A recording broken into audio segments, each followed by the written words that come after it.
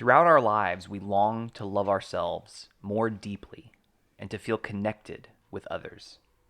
Instead, we often contract, fear intimacy, and suffer a bewildering sense of separation.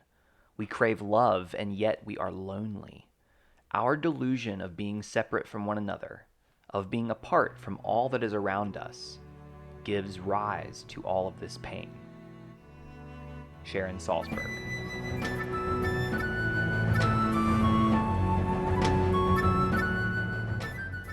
Bending Not Breaking, Season 2, Episode 4. The Swamp.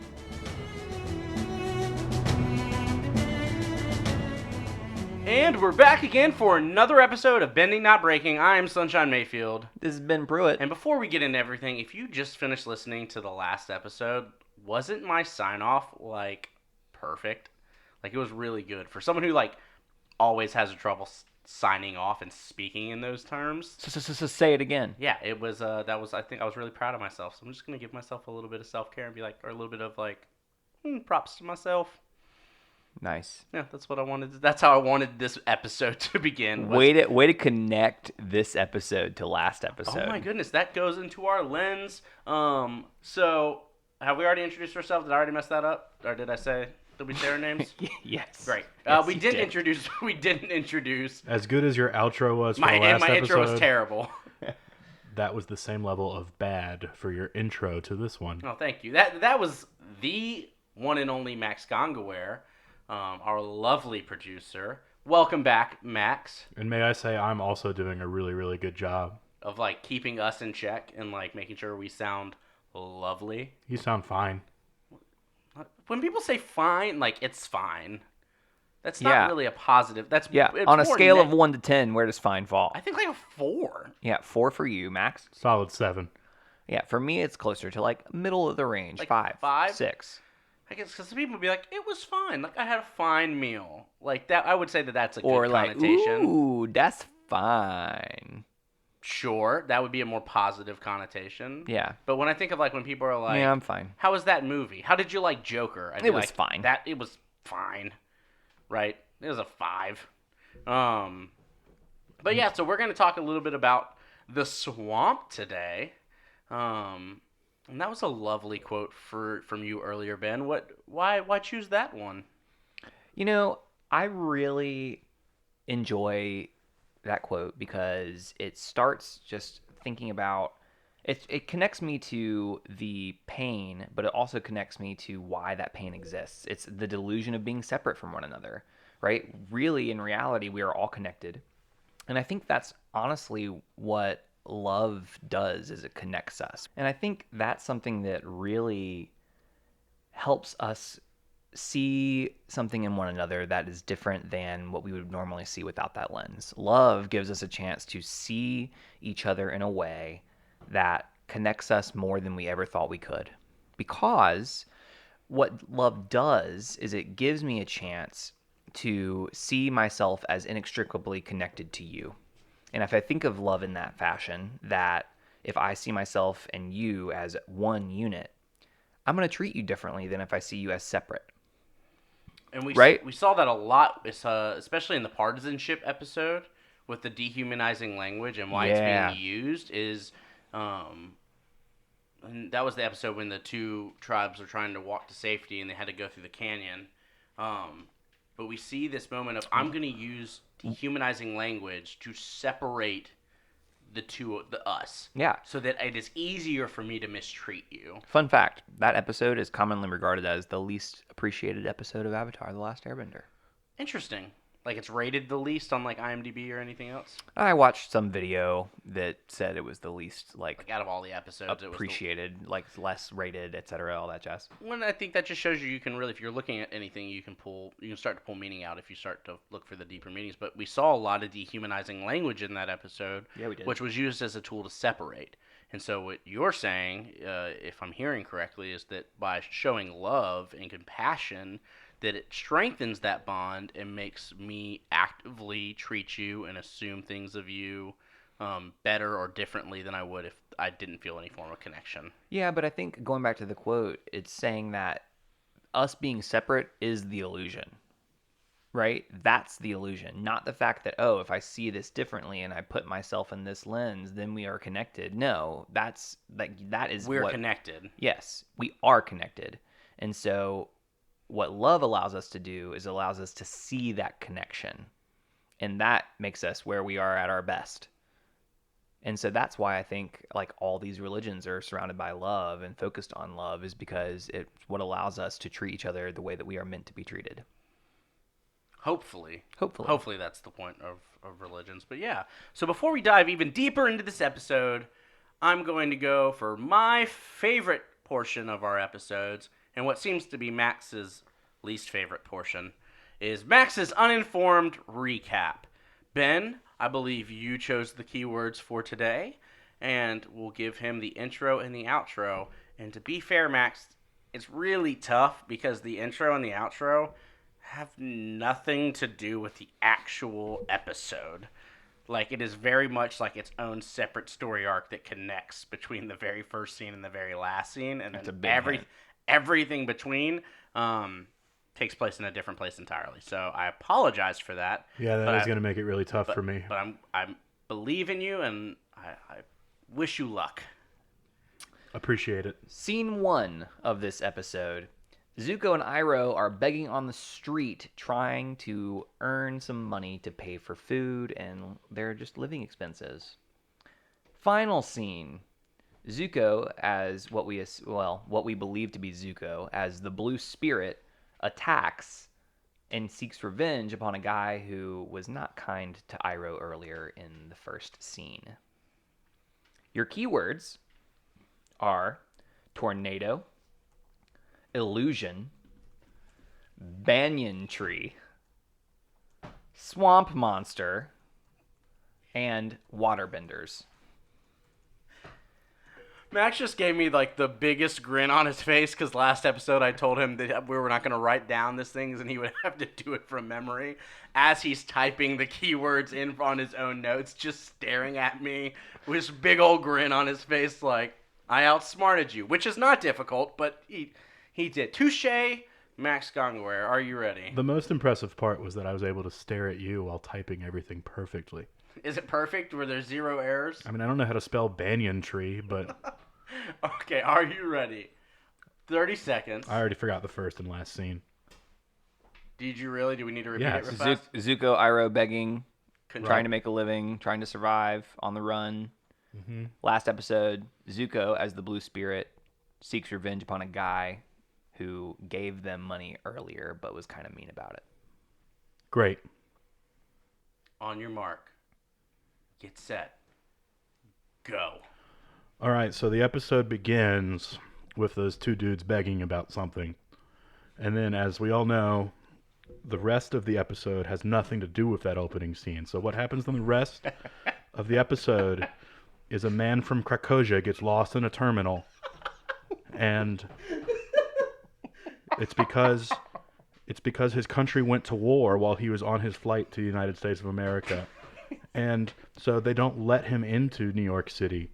And what happens is he has to live inside the terminal for like up to 3 months at a time. Not one mention of a keyword yet.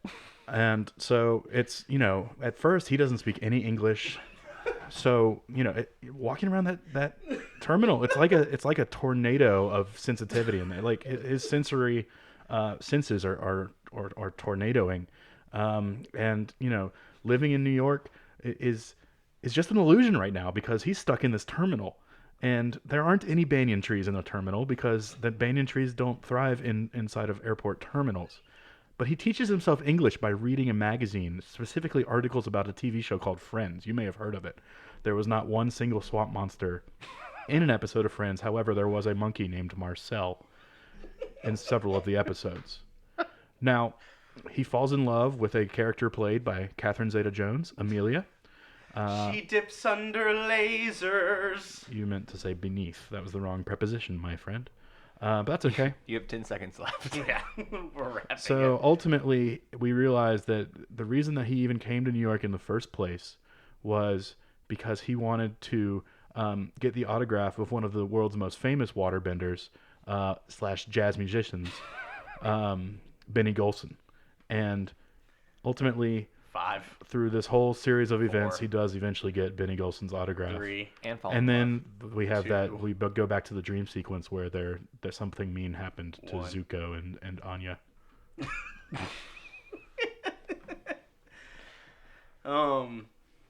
I love the imaginative nature of that storytelling, Max. Oh yeah, I've never heard that story before. Have you ever actually seen that movie? I've seen it several times. What I saw movie? it in theaters. The Terminal, Max. Sunshine, you have 30 seconds to recap the episode. On your mark, get set, go. Iroh and Zuko are begging for coins at the side of a street, and Iroh asked to sing for a coin to dance, and then nothing like a fat man dancing for his dinner was said.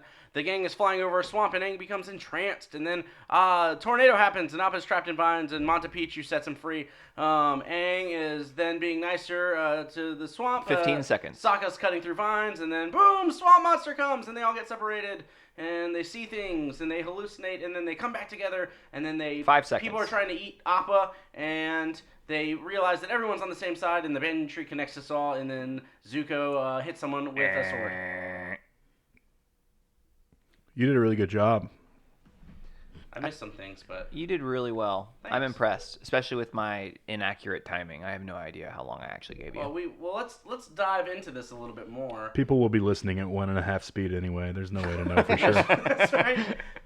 Is that a thing people do while listening? Are you a pretty big always. on listening? Always 1.5 speed. On I podcasts? never do that. Interesting. Always. That I couldn't makes tell you a the lot- last time I listened to You're a it. big podcast listener, so that makes sense. You listen to a lot of episodes. Not of this one, though. Do you do the same with audiobooks, or do you feel like that No.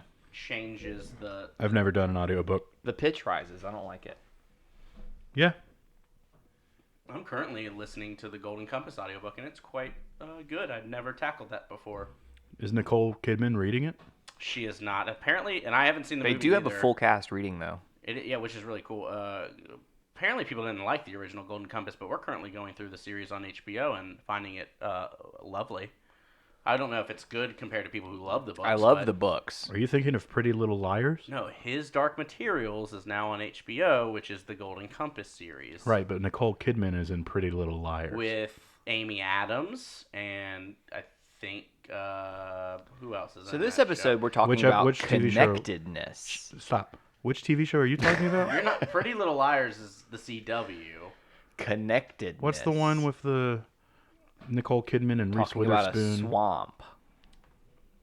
Oh, Fern Gully. Big Little Lies. Big Little Lies is the HBO show. I got pretty darn close. Yeah, you did. Fern Gully was creepy. All right, back to the episode.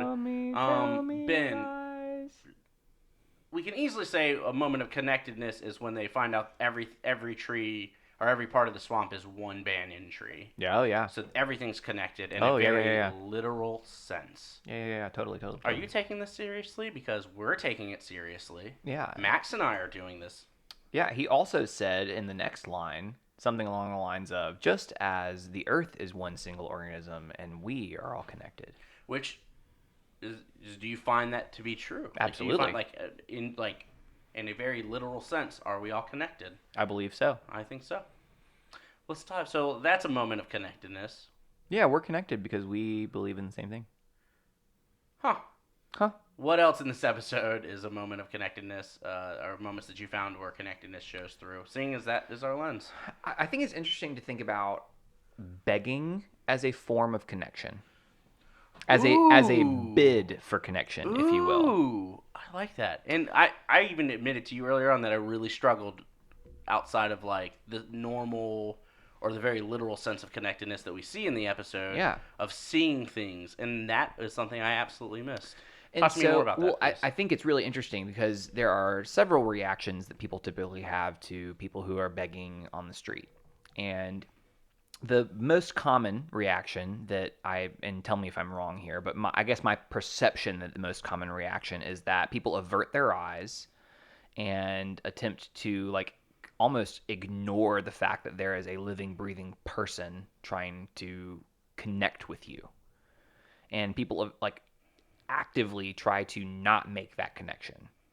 And I think that's really interesting because begging is you have to make a connection and then you have to put yourself on the line and say, hey, will you support me? Will you help me? Can you give me something out of the kindness of your heart to make me better, able to survive, etc.?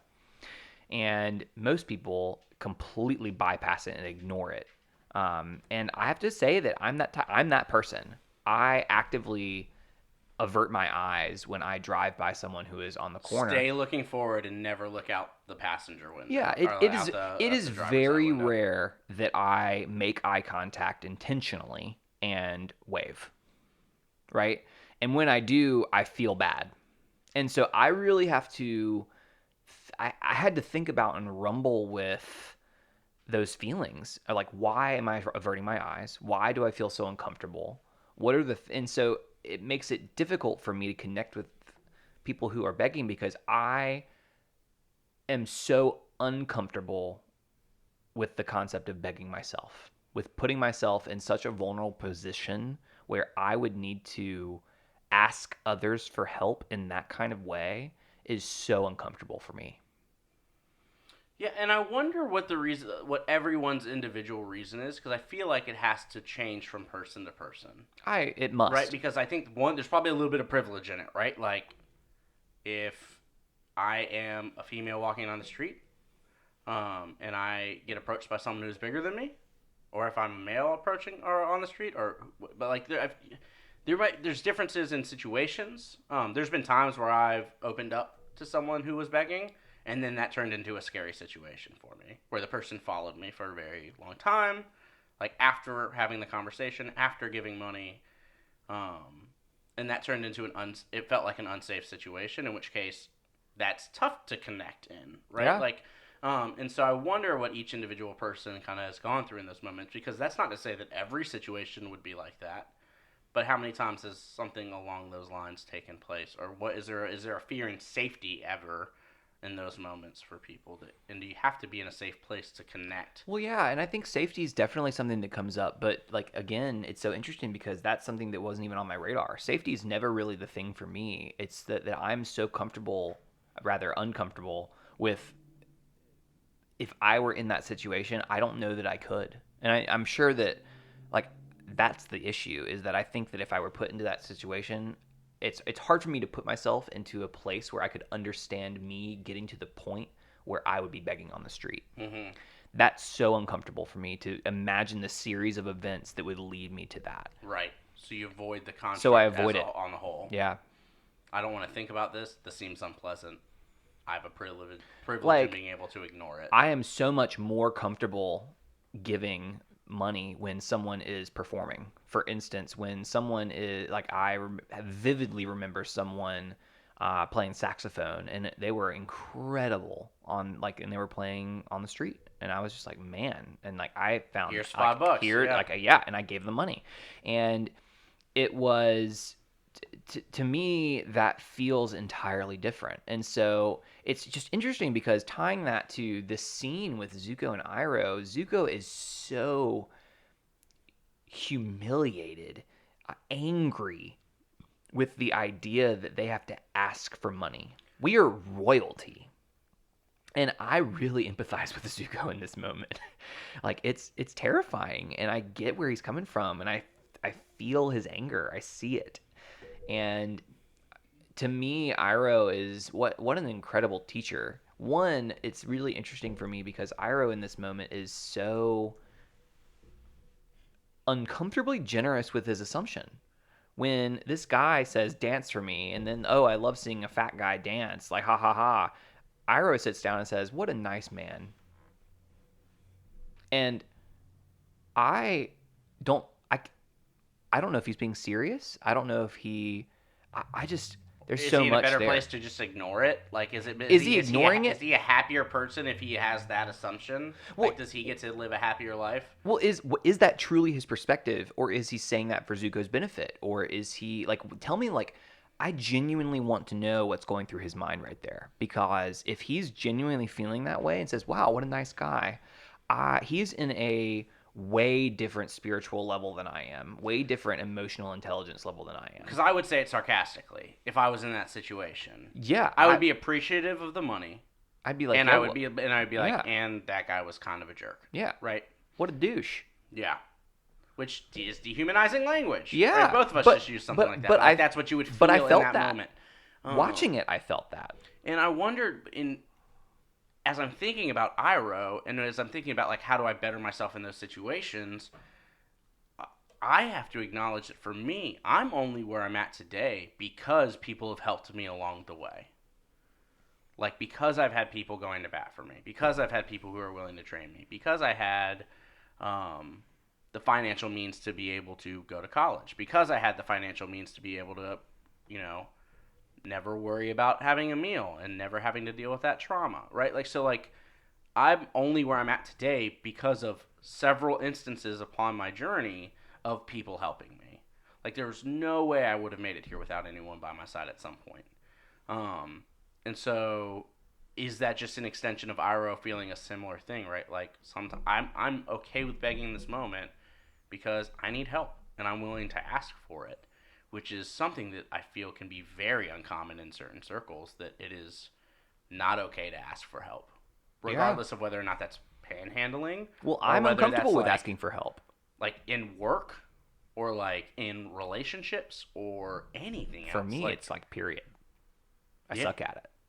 Which is, I think, important to realize. Like, I think those are things that we have to really ask ourselves, like, most people love helping other people in most situations.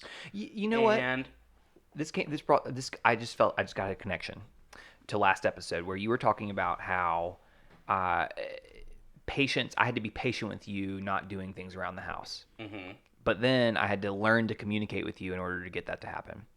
To me, the reason I struggled with communicating was because I was fearful of asking for what appeared to be and what felt like asking for your help. I was scared of it. And that led to a communication block, which led to me becoming impatient. It led to me feeling angry and resentment. And that's a feeling that I don't want to feel. But for me to take 2 episodes of this podcast to process that, like, that's so much time. On top of the fact that this happened years ago, and it's a continual process, but we've been living together for 7 years. And so it's one of those things where the amount of learning required to get to this point is terrifying. Well, because now it lives in a place where, like, if I forget to do something or leave dishes in the sink or anything else, and you'll sit there, and it's normally a pretty immediate ask now, and my response, I don't think, has ever, like, been an eye roll or ever been, like, no, that's ridiculous. It's normally, yeah, I can do that. But I think there's fear of what that answer is going to be when we're asking for help. I don't want to ask for help because I'm afraid my boss will think I'm not doing my job well. And this is something I shouldn't need help on, so I'm not going to ask for help. When in reality, someone asking me, like, if someone who I was supervising asks me for help, that shows that they truly care about their job. They care enough about the work that they're doing to do it right.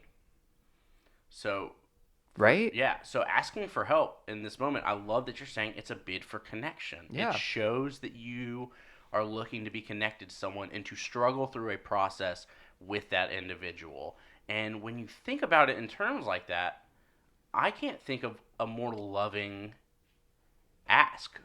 And it's vulnerable. It is. But then the feeling that you get when someone says yes, I will rumble with this and you together, and we can go through it together, has got to be one of the most gracious like, that's a feeling of true connection and true love. I think that's exactly what it is. It's love building.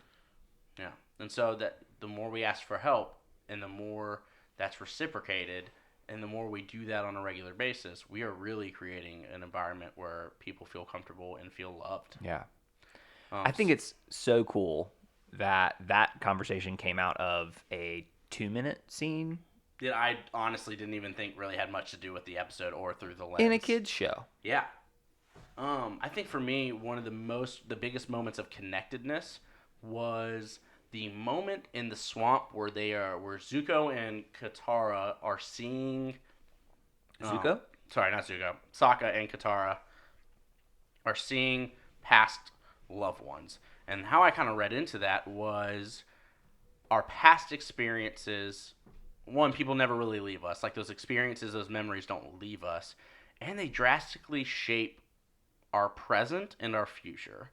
And so there's a connection that lies through all that of saying, like, this moment will shape the way that I engage now, which could potentially shape the way that I engage later into something. But that life experience is what's really directing me and directs all of us. And so I saw a really long connection in that moment of seeing the past and recognizing that it might be a hallucination, but knowing that it's something that was very real in that moment in the present because it plays a big role in it.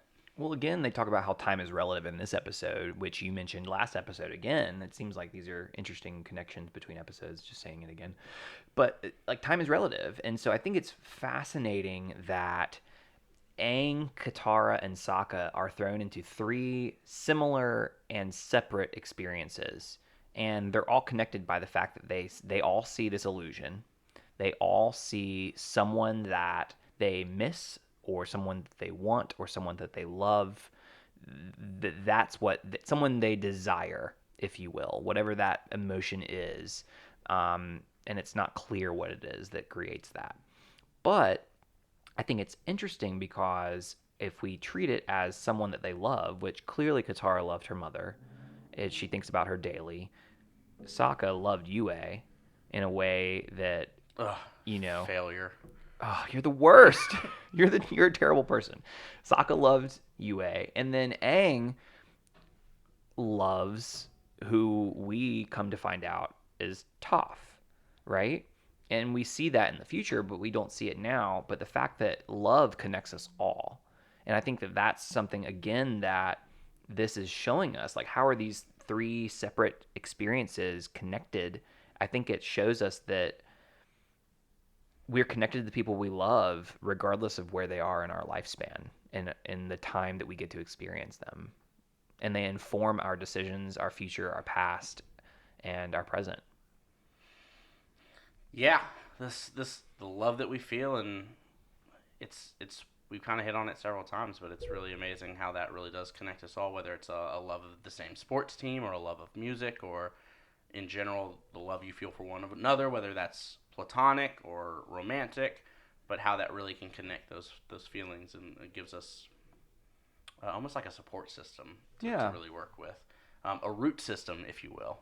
Kind of like this banyan tree. Kind of like the banyan tree, right? Which is giant. This is really just one tree, and I think that's really cool to like see this giant mass expanse of miles and miles, where it's just really just one organism. And why that was so important for Sokka to not cut through it, and because it's the things he's cutting, he's breaking connections as he's going through it, and it's very destructive. And I wonder if that's symbolic of anything in the way that we engage with one another. Well, it's interesting. Like, some people might call that just the circle of life. There's a moment of the circle of life for me when the catfish gator tries to eat mononucleosis, and then the Appa, the muck, the catfish gator. You're the worst. It's Momo, people. Momo. Yeah. Sunshine, it's Momo. I wrote, mono. That's what I wrote.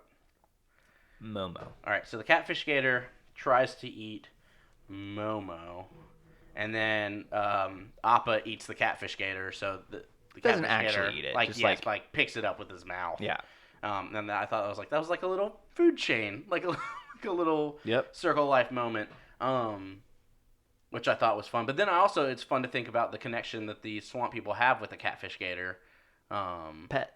As a pet, as a part of the family. I think he says he's one of the family.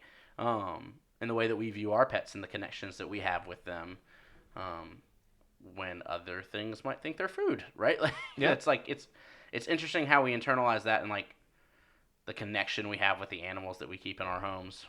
Yeah. It's just an interesting little side note. But I thought that was a funny moment. Well, it's just interesting. So going back to this circle of life comment, like cutting up this swamp on Sokka's part, like Katara and Sokka are both like, yo, don't do this, don't do this. He gets told multiple times. He's like, no, it's totally cool. It's fine. And continues to do it. But we learn that we're all connected. But at the same time, like, at some point we have to think about, like, does that mean that vegetarians can't eat either? Like, okay, if we're all connected, we can't cut up plants. Now we can't eat. Like, at some point, there's a line. Well, I wonder if that even goes to like that you're meant to. Like, you're meant to eat that to give you like substance, right? and then you give back to that in a way, shape, or form to continue that substance in the Well, that's kind of my point. So Sokka cutting up those branches to make a fire for their warmth doesn't seem out of line. However, like, they get punished for it because they all get dragged off into the distance. But but really, is it a punishment? But just like it's just interesting. Do you read anything to the way that they have to engage by themselves and the way they have to engage when they're together? And I don't know. I don't have an answer for this. This is really just a one-off thought. But like, is there a difference in the way that when they're by themselves and the way they behave, and as opposed to when they're all together? I don't know. I think it's interesting to think about, like, if they're all connected, then why are they separated? And they're separated first into two groups and then into multiple groups because it's Appa and Momo in one group and then Aang, Sokka, and Katara in the other. And then it splits up even more. So Aang and Katara and Sokka then split up. And so it's interesting because they all split up, realize they have this vision. Then that is ultimately what brings them back together, right? And then eventually that vision leads them to the swamp monster thing, which is really just water bending the plants, the water in the plants. Which, like, is that early bloodbending? Like, is that in a way? Is that a hint to early bloodbending? The fact that he is moving what you might consider Earth because of the water that's in it, he's able to bend it, and it's maybe it's our first little hint at bloodbending in the future. Maybe. But again, it's bloodbending is a very scary thing, Max. It is very uncomfortable, and we don't like it. Kind of like a Dementor's kiss? Sure. Not quite the same. But we're not talking about Lord of the Rings right now. Wow. No, I know. Whoa. That's my fault. Sorry. Y'all should continue with your bear breakers. I don't get it. Swamp Thing. Dude in the swamp. Let's talk about him, shall we? Yeah, he's defending the swamp. Yeah, and so is he defending connection? Interesting. And then if that's his thing, how do we do that in our world? How do we defend connection? And what does that look like? So what are moments of disconnection that we actively see? Like, one of the things I really appreciate about Swamp Guy Man, Hugh is his name, is as soon they say, oh, because hold up, hold up. Somebody in this show is just named Hugh. Y'all have been using all kinds of wacky names, and there's a dude just named Hugh. Yeah, he's my favorite character. I think you'd actually probably like Hugh. I think you should watch that episode. I probably won't. Anyway, Hugh is... That's so stupid. There are people named Aang and Zuko and Azula. So he does remember their names. He does. He's listening. He's paying attention a little bit. And then there's just a Hugh. Yeah. Is it like... There's also an Appa and a Mushi. They don't... It's Momo. They don't spell it, Max. So it's not just like... Well, I'm wondering if it's like it's like a hue of color. You're right. It probably is. In which case, it's dumb again. Or is it like Hiu? No. What? Why would it be that? Hugh. Just thinking of a different way to spell it. Anyway, I'm gonna look it up on IMDb and see what I can figure out. Continue. Gracious. Moral of the story is, I think Hugh is interesting because he is this guardian of the swamp, and as soon as he hears that Aang is like, you brought me here, why are you trying to hurt me? As soon as he says that, all of a sudden he stops fighting. And to me, defense of connection is interesting because as soon as there was communication, that defense was no longer necessary. And I think oftentimes we go into things more combative than we need to be, when if we only used our words, if we only sought first to understand, then I think we'd be able to build connection more effectively. What do you think about that? Hugh is not listed on IMDb, and that's what I was paying attention to right now. Isn't he great at multitasking? I can't do this both. Has been a great Sunshine thing for years and years and years. It's part of his windiness. Yeah. He's actually listed as mind. Swamp Monster on the credits. But you should have been paying attention to Pruitt, and that's my honest opinion on that. Sure. Can I get the headline, please? I'm sorry. Homeboy's fighting. He stops fighting. They stop fighting because they were talking. And as soon as they started talking, oh my goodness, we realized we don't need to fight anymore. So, in a way, to build connection and to maintain this, quote, defense of connection, which is your original question, right? Is it that we just need to communicate? Yeah, well, we've said it before on the show. It's tough to hate people close up. I don't know if you've heard of her, but that's a Brene Brown quote. Oh my goodness. But it is, right? Like, if you can have a conversation and communicate, you're gonna realize you're more connected than you think you are. And I think that is what's gonna allow us to heal some gaps or heal some wounds that exist out there. And we talked about preconceived notions last episode, and so yeah, I think so. But sometimes it's tough to do that. Sometimes it's tough to come in and talk, especially if it's not a safe place. Well, Hugh even says, like, if you listen hard enough, you'll see the connection and hear the connection and everything. Yes, you'll be able to feel the heartbeat of the world, if like something along those lines. Which is how Aang finds Appa and Mushi. Momo. I'm failing to see how you're connecting my correction from earlier to your connection now. It seems like there's like a synapse doing the not best firing. I can. I genuinely don't believe that. I need you to assume the best. I'm assuming that you're intentionally ruining the show. But it is like you have to stop. You have to listen. You have to pay attention.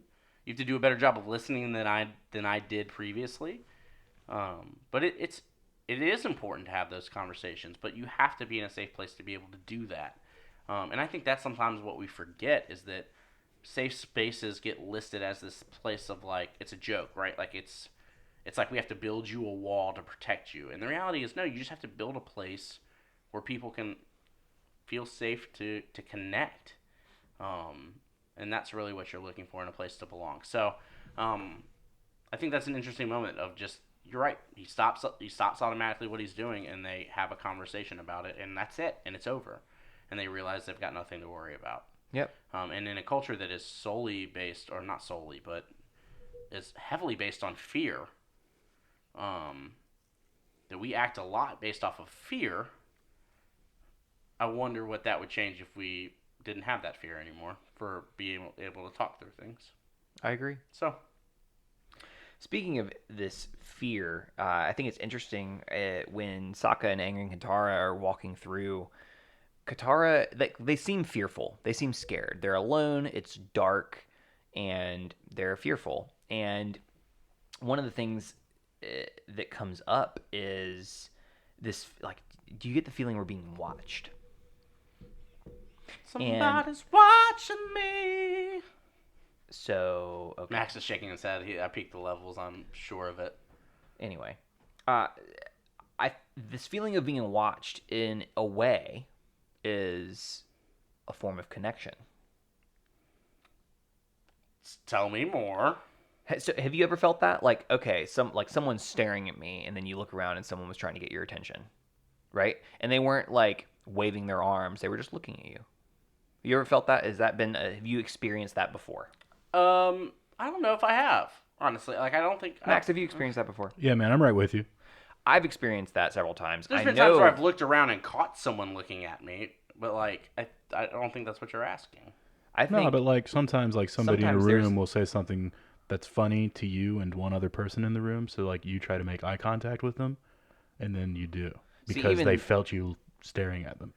And I think that's what I'm thinking is when you feel someone staring at you, when you feel the presence of another.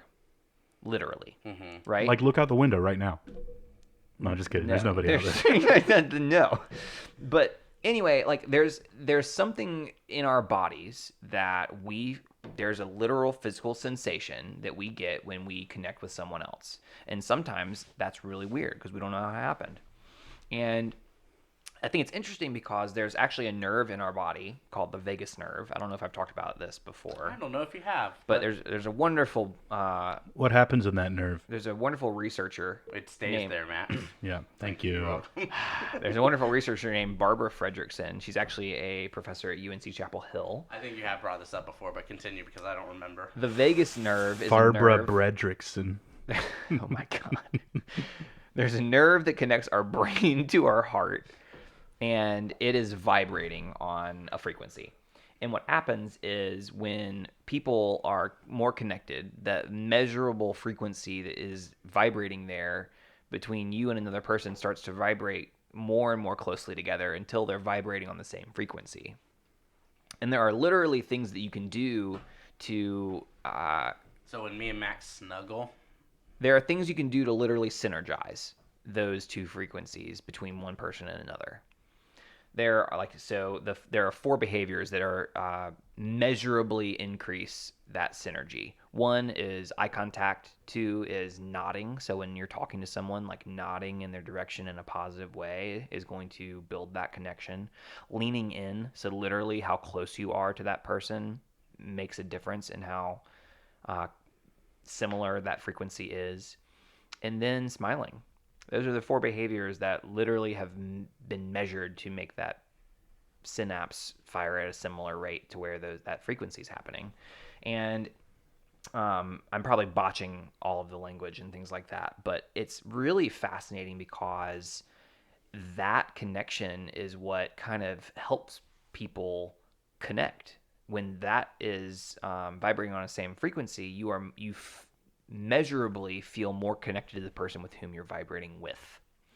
And so it's interesting to me to think about how often when like we're antagonizing one another, when we are fighting, when those things are happening, it's probably because we're on such different frequencies until we start to um, look at one another, start to bond, and then all of a sudden that what I would call love starts to happen, and you start to vibrate on the same frequency, and that connectedness literally begins to happen where you're vibrating on a same frequency as another. And that's something that that's a colloquialism that is used in this language where you're like, oh, we're like on the same frequency, like we're vibrating at the same, that's a kind of thing that people say to say, hey, we're connected, we're in the zone together.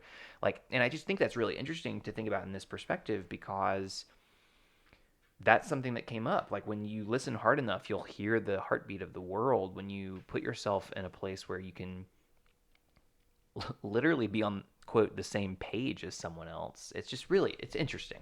Yeah, I almost think of the book Click. Yep. And so when I'm thinking about, we've talked about that before, I think. Yeah, too. and so the 5 things that you need to click with someone and connect with someone. So safety, physical and emotional safety is one of them. That is an accelerator of click. Resonance, having same emotional values or feeling like you are have similar traits that are pushing you along the same path. Similarities, which is not a quality of similarities. Like sometimes we think political beliefs or religious beliefs would carry more weight than we have the same shoes or we like the same movie. But the data would support that the more similarities you have, the more likely you are to click. Have I said proximity yet? Proximity, how close you are together, and then vulnerability, the ability to be able to trust and be vulnerable with each other. And so when I think about the gang, how do they really play into all of those? Proximity, they're really close with each other for a long period of time. That's accelerating their ability to click. Their values are very similar. They have a similar goal. Their physical and emotional safety is hit or miss, but for the most part, I would say they're in a safe space when they're together. But even in this episode, you kind of see that when the way they click with all the swamp people is when they realize they're physically and emotionally safe. They realize they're all water benders and they share similarities. They come all close to each other and are able to have conversations and open up about what makes them them and be vulnerable with each other. And so it's just interesting. People are hard to hate close up. Exactly. But it's interesting to see that book or those accelerators all kind of in use in that moment once they start to talk to each other and realize, like, please don't eat my bison. But, yeah, that was something that came to mind for me. Absolutely. Came to mind for me, too. All right. Do we have anything else that we want to share about this episode before we move on to our mail call and to our devotion for the day? Only this. Why do things keep on attaching to Sokka? So it was the Pentapox, or the Pentabus first, our last episode. And then the leech this episode. Those massive leech. What do they call them?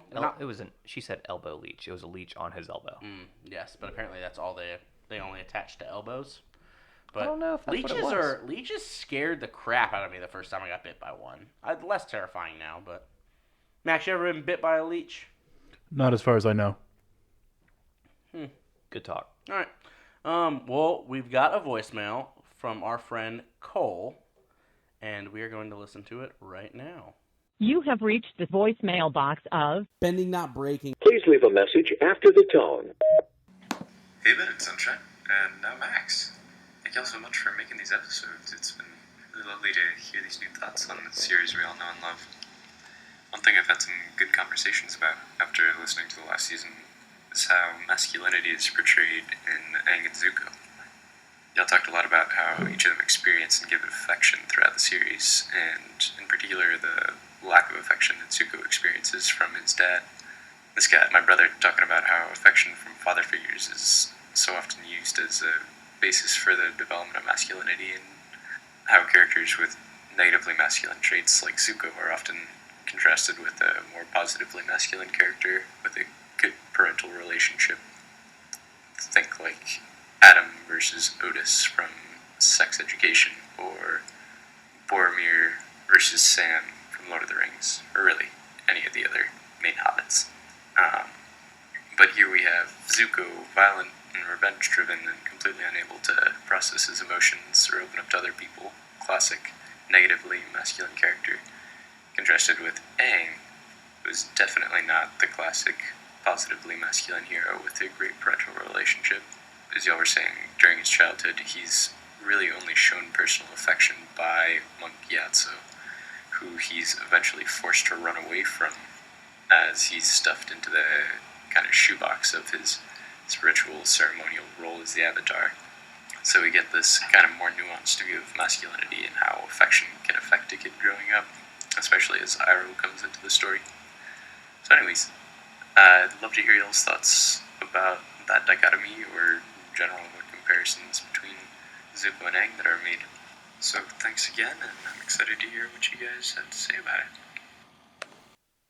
Wow, Cole, thank you so much for that question and just your thoughtful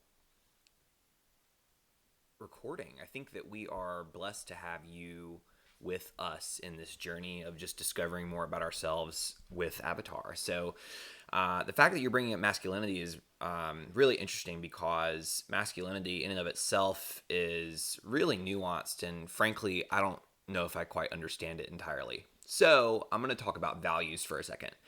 I think for me, values are derived from, I think that they're learned. They're not necessarily nature. So I think it's more nurture where our values come from.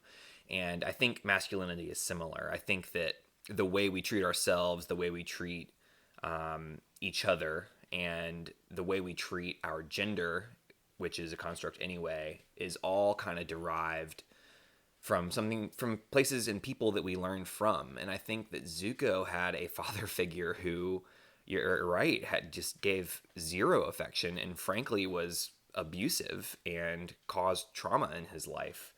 Whereas Aang, until he learned of the Avatar and had to run away, didn't seem to have that much of a traumatic childhood. In fact, he seemed to really thrive in his childhood. So I think that there is contrast between the two characters. I think it's just not the typical way that we would see it, and it's not the way that you would expect, which is one of the reasons Avatar is so great. So thank you for your time, and thank you for your voicemail. We love having fans' input. Yeah, and if you have anything to contribute, we want to hear it. We want to hear your voicemail. You can send it to thearchofe@gmail.com. And we want to hear your input. We want to hear your questions. We want to hear your voice. And we want to hear you. That's all I want to say. You. Tell us more. Let's be connected. Connect with us. Yeah. Although, please connect with us in less than 2 minutes and make sure that your voicemail is clear and concise. And we just really appreciate you for that too. Ben, we are now looking through the lens of connectedness through the element of water. And so, is there anything you're going to do this week with the element of water in mind through the lens of connectedness of something that you want to work on this week? So one of the things that helps me connect with others is when I'm in a good headspace. When I'm in a good headspace and when I am feeling good about me, I am better equipped to connect with other people. And the reason I say this in the water perspective is that water is the greatest purifier. It's the greatest solvent. And so it dilutes acids. It takes things that are typically harmful and dilutes it to the point where it's no longer harmful. And sometimes that means that the water absorbs that, and it can be hard if done too much. But I think that when you think of it in that perspective, I want to be more of a solvent, and I want to get rid of those acids in my life and have a clear headspace so that I can connect with other people. That's kind of where I am. For me, when I think of water, it's kind of you talking about taking some of the toxins and being able to filter those. Yeah. A lot of that, the water comes through taking on and understanding the way that other people are feeling. And I think that the things that you were talking earlier about how that makes your heart nerve resonate and makes it vibrate at the same consistency is a really great way to visually show someone that you're speaking with that you are listening and you are seeking to understand and you are paying attention as a way of making connection. So if I'm nodding my head and I am leaning in to hear the conversation, that's a really good way of showing empathy and showing that you're trying to hear someone. And I think for me it's continuing to practice those skills because I don't think I'm perfect at it, and I think that I need to be more conscious of that a lot of the time. And so that's going to be my goal for the week. When people are speaking with me, am I actively engaged in that conversation, showing them that I care, I want to listen to what they have to say. And so am I leaning in? Is my body language off-putting, or is it one that's welcoming? Smiling, nodding. I think those are really good skills for me to practice this week. I like it. Yeah. Max, anything for you? You're going to do anything this week to help better yourself? Probably, yeah. Excellent. I can't wait to hear all about it next week. Next week, we have another wonderful episode, and we are going to be speaking about episode 5 through the lens of what, Ben? We're going to be viewing that episode and listening through a lens of justice. Justice. Yeah. Awesome. I imagine that's going to be a rowdy episode. Like David Justice. Yeah, exactly like that. Totally. That was a joke from Max. Yeah, who's that? He played baseball. Sports. Thank y'all so much for listening. We appreciate y'all continuing to follow our podcast. We love doing it, but it really means a lot when y'all send in voice memos and let us know that you appreciate what we do. And we're doing it for fun, and we're doing it just to be excited. But if you want to contribute, the Arc of E has a Patreon, so please go to patreon.com/the Arc of E and feel free to donate anything that you would like to. That helps us pay Max Gongwer, and so I'm sure he would appreciate that as well. I am Sunshine Mayfield. This has been Pruitt. And this has been Bending Not Breaking. Thank you so much for listening. Bye-bye.